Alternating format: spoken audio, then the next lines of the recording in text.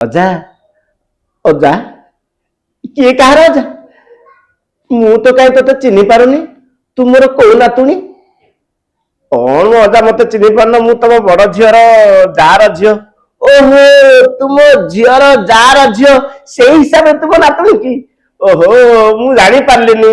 ଆଚ୍ଛା ମା, କାଇଁ ମୁଁ ତତେ ତ ଯେତେ ଥର ତାଙ୍କ ଘରକୁ ଯାଇ ତତେ ଦେଖିନି। ମୁଁ ବା ଭୁବନେଶ୍ୱରରେ ରହୁଥିଲି। ଓହୋ, ତୁ ଭୁବନେଶ୍ୱରରେ ରହୁଛୁ, ସେଇଥିପାଇଁ କି ଖାଇ ପିଇକି ଗୋରା ଦେଖା ଯାଉଛୁ ଆଉ। ନମସ୍କାର, ମୁଁ ମନୋରଞ୍ଜନ। ଆଜି ଆମ ସାଙ୍ଗରେ ଅଛନ୍ତି ଅଜାନାତୁଣୀ ଶୋର ଯିଏକି ଆର୍ଟିଷ୍ଟ ମିଟୁ ନନା। ତାଙ୍କୁ ଆମେ ଶୋକୁ ସ୍ୱାଗତ କରୁଛୁ। ନମସ୍କାର। ଆଚ୍ଛା ମିଟୁ ନନା, ଆପଣ ମିଟୁ ନନା ନାଁରେ ବହୁତ ପରିଚିତ। ମିଟୁ ନନା ଯେତେବେଳେ ଷ୍ଟାର୍ଟିଂ ସମୟରେ ତାଙ୍କର କ୍ୟାରିୟର କେମିତି ଥିଲା? ଷ୍ଟାର୍ଟିଂ ସମୟର କଥା ବହୁତ କଷ୍ଟ, ଦୁଃଖ ବି। ସେଟା ଯିଏ ମାନେ ଅଙ୍ଗେ ନିଭେଇଛି ସିଏ ଜାଣିଛି। ଏଟା କାହାକୁ କହିବନି, ପରିପ୍ରକାଶ କରିହବନି। ଗୋଟେ ଆର୍ଟିଷ୍ଟ ଦୁଃଖ ସେ ପର୍ଯ୍ୟନ୍ତ ଅଛି ଯେ ପର୍ଯ୍ୟନ୍ତ ତାକୁ ନିଜକୁ ସାଟିସ୍ଫାକ୍ସନ ମିଳିନି। ମୁଁ ଭାବୁଛି କ୍ୟାରିୟର ବହୁତ କଷ୍ଟ, ଏବେ ବି ମଧ୍ୟ କଷ୍ଟ ଚାଲିଛି, କାରଣ ଆର୍ଟିଷ୍ଟ ଲାଇଫ ଆଜନ୍ମ ମୁଁ ଭାବୁଛି ଷ୍ଟ୍ରଗଲ। ତେଣୁ ତାରି ଭିତରେ ଆମକୁ ଯିବାକୁ ପଡୁଛି। ମାନେ ଆପଣ ଯୋଉ ହସୁଛନ୍ତି, ୟା ପଛରେ ବି ଆପଣଙ୍କର ଦୁଃଖ ରହିଛି। ହଁ ନିଶ୍ଚିତ, ମାନେ କଳାକାର ଲାଇନ ଗୋଟେ ଏମିତି ଲାଇନ। ମୁଁ ନିଜେ 2000 ମସିହାରୁ ସୁଟିଂ ଲାଇନରେ ଅଛି, କିନ୍ତୁ କାହିଁକି ଅଛି ଏଟା ମୋ ମନର ଖୁସି। ହଜାର ଭିତରେ ଦୁଃଖ ଥିଲେ ବି ଗୋଟେ କଳାକାରକୁ ଯେତେବେଳେ ସେ ପରଦାକୁ ଆସିବ ତାକୁ ଖୁସି ଲାଗେ। ଅନେକ ଦୁଃଖ ଭିତରେ ବି ସେ ହସେ। ତେଣୁ ସେଇଟା ବାସ୍ତବିକ ଜୀବନ। ମାନେ ଆ ଦେହରେ କିଛି ଦ୍ୱିପାକ୍ଷିକ ନାହିଁ। ମିଟୁ ନନା ଯେତେବେଳେ ଷ୍ଟାର୍ଟିଂରେ ଷ୍ଟ୍ରଗଲ ଲାଇଫଟା କେମିତି ଥିଲା, ଆଜିର ସିନ୍ ଆଉ ଦୀର୍ଘ ଆପଣଙ୍କର ଯୋଉ ଜର୍ଣ୍ଣି ରହିଛି ଷ୍ଟାର୍ଟିଂ ସମୟର ସିନ୍ ଭିତରେ କେତେ ଡିଫରେନ୍ସ ଆସିଛି?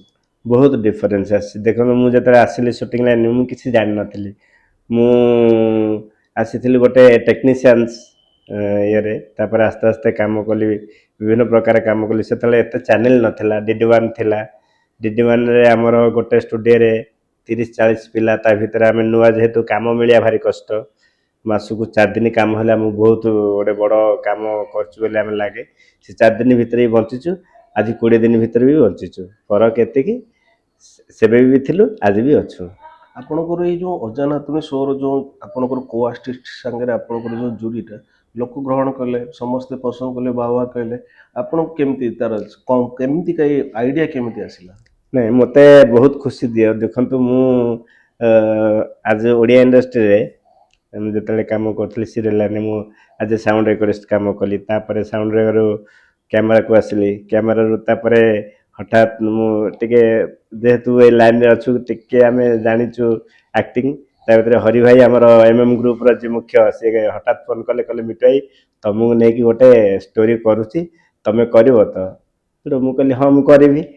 ତାପରେ ଯାହା ହଉ, ସେ ଅଜାନାତୁଣୀଟା ଏତେ ଭାଇରାଲ ହବ ବୋଲି ମୁଁ କେବେ କଳ୍ପନା କରିନଥିଲି। ସମସ୍ତଙ୍କ ଦର୍ଶକ ବହୁତ ଭଲ ପାଇବା ଦେଇଛନ୍ତି। ବହୁତ ବହୁତ ଧନ୍ୟବାଦ ଦର୍ଶକ ମାନଙ୍କୁ। ଆଉ ମତେ ବହୁତ ଖୁସି ଲାଗୁଛି ସେ ରୋଲଟା କରିକି। ହରେ କୃଷ୍ଣ, ମୋର ତ କାହିଁ ମନେ ପଡୁନି, ତମେ ମୋର କୋଉ ନାତୁଣୀ? ଆଚ୍ଛା, ତମ ନାଁ ଟା କଣ?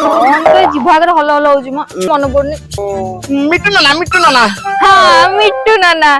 ତମ ଗାଁ ଟା? ଓହୋ, ମଙ୍ଗରାଜପୁର। ହଁ, ମଙ୍ଗରାଜପୁର। ଆମର କେତେ ଦିନ ହେଲା ଦେଖା ହେଇନି ତ, ସେଇଥିପାଇଁ ମୋ କିଛି ମନେ ପଡୁନି। ହେଲେ ମୁଁ ତ କାହିଁ ଜାଣିପାରୁନି, ତୁ ମୋର କୋଉ ନାତୁଣୀ? ଅଜା, ତମ ବଡ ଝିଅ। ବଡ ଝିଅ? ହଁ, ରାନୀ। ତମ ବଡ ଯାର ଝିଅ ମୁଁ ସୋନି।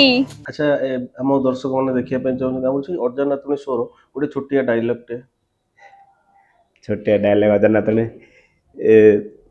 ଆମର ମୁଁ ଛିଡା ହେଇକି ପଇସା ଗଣୁଛି, ହଠାତ୍ ନାତୁଣୀ ଯିଏକି ସିଏ ମତେ ଜାଣିନି କି ମୁଁ ତାକୁ ଚିହ୍ନିନି, ସିଏ କିନ୍ତୁ ମୋ ପଇସାକୁ ଦେଖି ସିଏ ମତେ ଆସିଛି ସେ ପଇସା ପଟି ମାରିକି ନେବାରେ।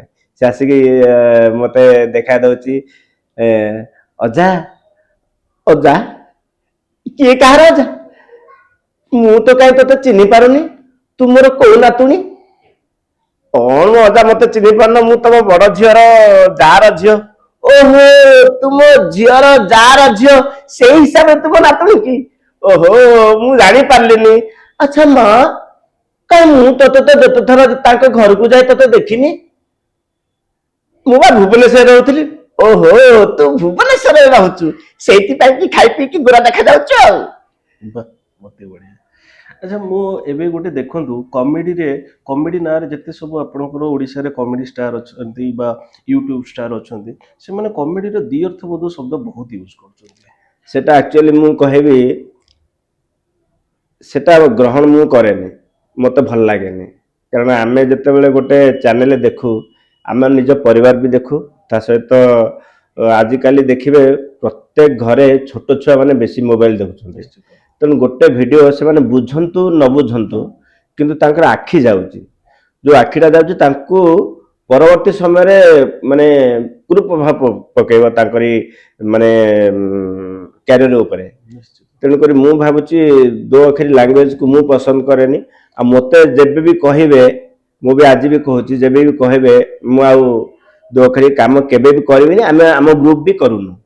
ମାନେ ମୁଁ ଭାବୁଛି ଯେ ଦୁଇ ଅକ୍ଷରୀଟା ସେମାନେ ୟୁଜ୍ ନ କଲେ ଭାଇରାଲ ହେବେ ନାହିଁ, ସେଇଆ ଭାବିକି ନିଶ୍ଚିନ୍ତ ଶୁଣନ୍ତୁ, ଆଜିକାଲି ଲୋକଙ୍କୁ ଦେଖନ୍ତୁ, ଲୋକଙ୍କ ପାଖରେ କଣ୍ଟେଣ୍ଟ ଆଉ ଭଲ କାହାଣୀ ରହିବା ଦରକାର।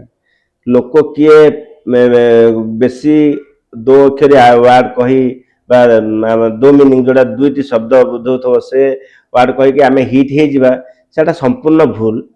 ବହୁତ ଦେଖନ୍ତୁ କଣ୍ଟେଣ୍ଟ ଅଛି ଯାଇଛି ହିଟ୍ ହେଇଛି କେବଳ ଷ୍ଟୋରିକି ନେଇକି। ନିଶ୍ଚିତ ଯେତେବେଳେ ଷ୍ଟୋରି ଆଉ କାହାଣୀ ଆଉ ଚରିତ୍ର ସବୁ ତିନିଟା ଯାକ ଭଲ ଥିବ ସେତେବେଳେ ଆପଣଙ୍କୁ କୌଣସି ଖରାପ ଆଡକୁ ନ ଗଲେ ବି ବହି ହିଟ୍ ହେବ ବା ଆପଣଙ୍କର କଣ୍ଟେଣ୍ଟ ହିଟ୍ ହେବ।